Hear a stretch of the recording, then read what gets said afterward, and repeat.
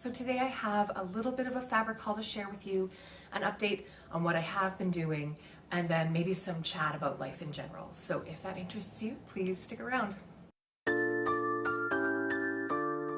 Hi, my name is Megan. I live in Calgary, Alberta, Canada, and it is finally Friday. It has been the longest week. I woke up Wednesday morning and I thought for sure that it was Friday. So you can imagine how happy I am to finally be here on Friday. Arrived and time to share my Friday sews. It's a long weekend here in Alberta, so we have Monday off, and I am looking forward to spending some time with my kids and my husband, and also hopefully sneaking in some time on the sewing machine on Saturday evening. I have a little fabric haul to share with you today. I haven't been doing a ton of sewing, and I'll explain why that is at the end of the video. It's sort of like a personal life update, and it's all good. I know I said in my 2022 plans video that I was going to try to sew with what I had and not order as much fabric. Certainly wasn't putting myself on like a fabric ban or a spending freeze or anything. So I pretty much posted that video and immediately went and ordered some fabric because that's how things work in my brain sometimes. I don't know, I can't stop myself. I can stop myself, but really, I got an idea that I would make a swimsuit. We talked about it in the video. I had tons of great comments on that video, and if you haven't seen it yet, there'll be a link somewhere up in one of the spots. But that I wanted to try making a swimsuit this year. And so I didn't have any swimsuit fabric, so I went and I ordered some. And if I was gonna pay for shipping, I may as well order a bunch of fabric, and it happened to be the Fabricville, which is the Eastern Canada and online arm of Fabricland, or I guess Fabricland is the Western Canada arm of the company. I don't know. They carry a lot of the same stock, but that is their online entity here in Canada. And so I ordered 4 cuts of fabric. I ordered some swim fabric, some swim lining, and 2 cuts of stretch denim. When I opened this, and I just opened it right before I started filming this video, I was a little bit disappointed because I thought, oh, that swim fabric is much paler than I was expecting, and then I realized it was folded right sides together. So this is the swim fabric that I picked, and it is bright. I just thought it was pretty. It's gonna look very, very bright against my very, very pasty white skin, but that's okay. It's gonna be an experiment, and so I'm really excited about this. So yeah, I bought a meter of swimwear fabric, and then I bought a meter of swim lining, and this feels different than I guess I was expecting it to feel. I think what I was expecting is actually, or what I maybe should order, is power mesh or power net. But the swim lining, it's quick dry. I think it will be important because that's so light. I don't want it to be see-through, so I should line the whole thing, I think. Especially the important bits. And maybe put some power mesh in the bust as well as more support, because I don't think there's any support in this, but it is quick dry lining, and it was on sale. So they were having a friends and family sale at Fabricville. Everything was at least 50% off. So this was, I think, $8, and the meter of swim fabric was $10. And I thought, I have spent $20 on dumber things recently. So I'm gonna give that a try.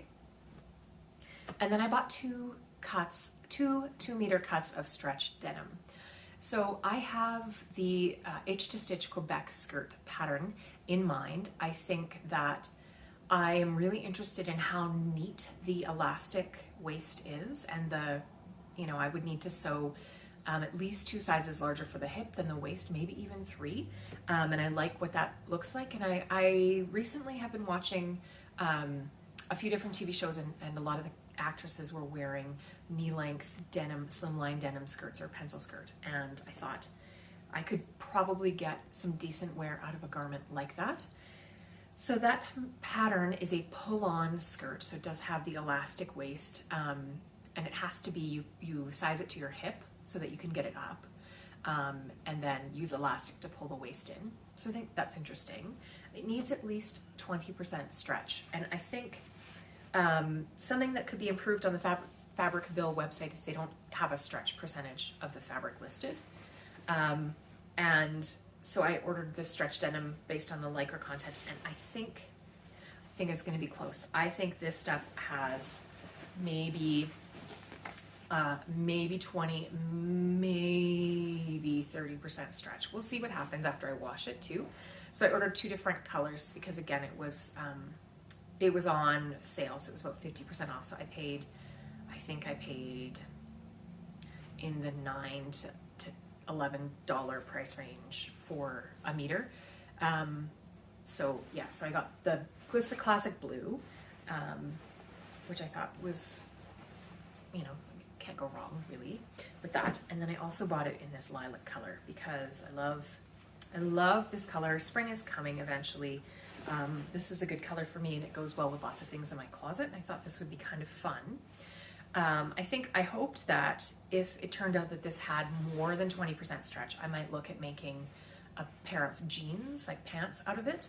I also have the Itch to Stitch Mountain View pants, which are for stretch woven. They're a pull-on jean. And I think this could work with some of the Love Notions pants patterns, like the duet trousers, maybe even the Sabrina Slims.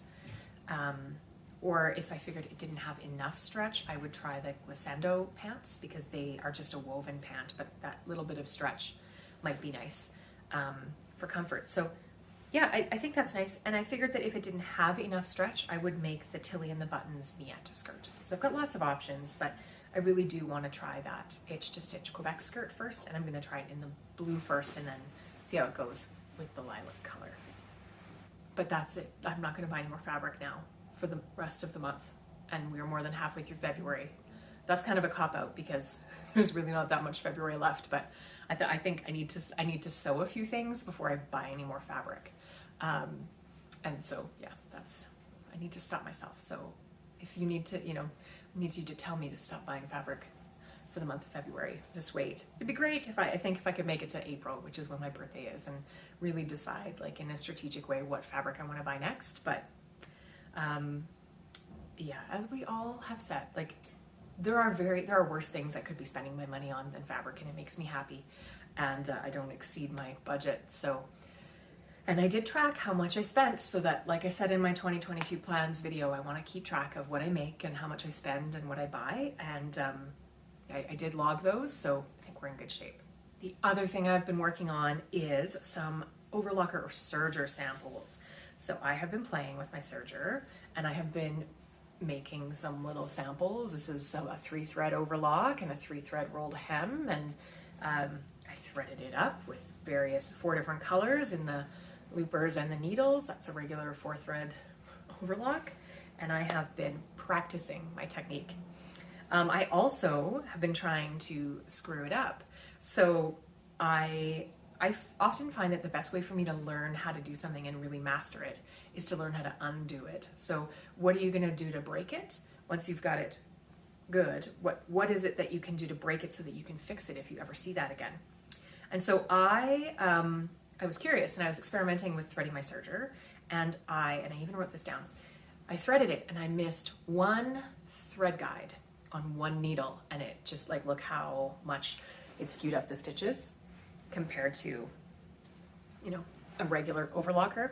And I thought that was fascinating. So I've been having a lot of fun strategically and temporarily breaking my serger to see what it looks like when I miss one thing, or the looper isn't threaded correctly, or I thread them in the wrong order, and just kind of experimenting and playing. I haven't made a garment since the last time I checked in with you, but I have been doing this work, and I think this is worthwhile, and it is something that I talk about doing all the time, that I'm going to sit down and really get to know my serger and get really comfortable with diagnosing what's wrong with a stitch and what's wrong with the tension, and making sure that I'm confident with it. And I think this has been a huge help, and it's been fun. It's a bit like a science art project, so I'm really enjoying that. And I'm just using muslin that I bought for fitting, and I cut 15 or 20 squares like this, and I've just been playing with it. So really worthwhile. Like, I'm not going to come away with a garment, but I am coming away with a lot of knowledge, so definitely I think worth the time. And then I do have a couple patterns cut out. So I have a little pullover sweatshirt to make for a friend's child who's having a birthday in March, and I want to send them a present. And I want to make another sweatshirt for my daughter because she loves the Sloan that I made her that matches this one so much. So I have some fabric for that. And then of course that Rhapsody blouse that's cut out and ready to go. So yeah, I think that blouse will match both of those skirts too. So I have a plan. There's a method to the madness, I think. Yeah, so other than that, like that's it for the sewing, I would say for now. In terms of general life update, it's, middle of February. It is a long weekend. We've got some fun things to do this weekend. And like I'm going to have some time alone on Saturday evening when my husband's out with the kids, and I'm going to work on some sewing projects. I'm really excited about that.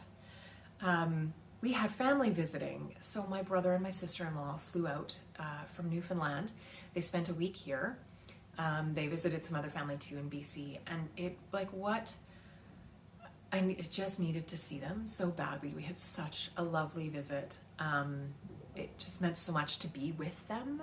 We talk on the phone all the time, but I haven't seen my brother since we lost our dad, and it meant so much to be there and for the kids to spend time with him and for him to get to know them a little bit better too. Like he lives very far away and there's a significant time difference. So, it's not the easiest it's not impossible.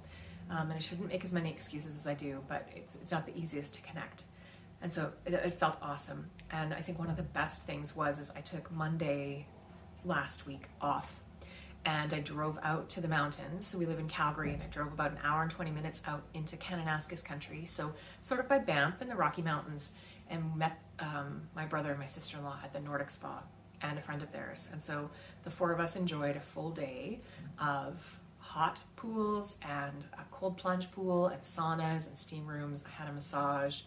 I had a great beer. We ate charcuterie. It was an excellent day. You're not allowed to take your phone onto the deck of the Nordic Spa, so I don't have any photos or videos. But if you are ever in the Calgary and Banff area, and it's an adults only experience, so you'd have to find someone else to take care of your kids or arrange childcare. But if you're ever in the area and you're looking for something to do, it was amazing. It was snowing that day, so it's cold, it's outdoors, it's just so relaxing. We had such a good time. I was really lucky to have done that and experienced that. My sister-in-law and I have been talking about doing that for years, and I hadn't seen her for like three and a half years, and it was so nice. Anyway, it was wonderful. I think what I've learned this year is that like I will never regret the opportunity to spend time with my family, and I think that we all know that, but to really and truly know it was a gift. It was an amazing gift. We also ate lots of hamburgers and had lots of fun, but it just meant there wasn't a ton of time for sewing because I was still working, and my brother was here and the kids were excited to see their uncle, and yeah, we just had a great time. So that's what's new with me. I am looking forward to spring coming. I am looking forward to,